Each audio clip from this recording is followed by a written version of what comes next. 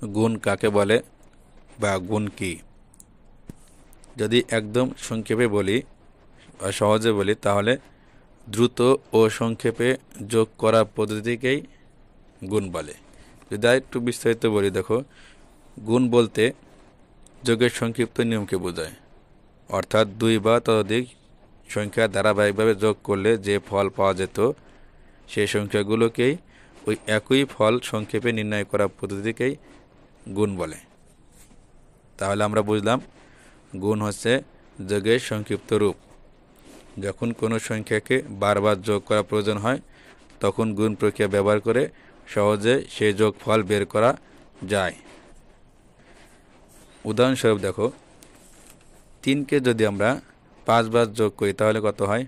দেখো, 3 যোগ 3 যোগ 3 যোগ 3 যোগ 3 সমান কত হয়?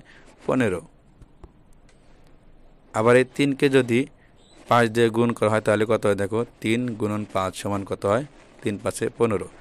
দেখো, আমরা কিন্তু রেজাল্ট মানে ফলাফল কিন্তু একই পেয়েছি। এখানে যোগ করে কত হচ্ছে? 15, এখানে গুণ করে কত হচ্ছে? 15। কিন্তু গুণ করার কারণে কি হয়েছে? সংক্ষিপ্ত হয়েছে, মানে ছোট হয়েছে। এই যে সংক্ষিপ্ত এবং ছোট করে যে গুণটা করা হলো, একই ফল পাওয়া গেল, এই সংক্ষিপ্ত নিয়ম হচ্ছে গুণ। অর্থাৎ আমরা বুঝলাম যোগের সংক্ষিপ্ত নিয়মকে কি বলা হয়? গুণ বলা হয়। গুণের কয়টি অংশ থাকে ও অংশগুলো কি? গুণের 3টি অংশ থাকে। 1 গুণ্য, 2 গুণক, 3 গুণফল। গুণ্য, যে সংখ্যাকে গুণ করা হয় তাকে গুণ্য বলে। গুণক, যে সংখ্যা দিয়ে গুণ করা হয় তাকে গুণক বলে। গুণফল, গুণ করার পর যে ফলাফল পাওয়া যায় তাকে গুণফল বলে। উদাহরণস্বরূপ দেখো, আমরা যদি লিখি 4 গুণন 6 সমান কত? 4 6 24। তাহলে এখানে দেখো 4 কি? 4কে গুণ করা হয়েছে, 4 হবে গুণ্য।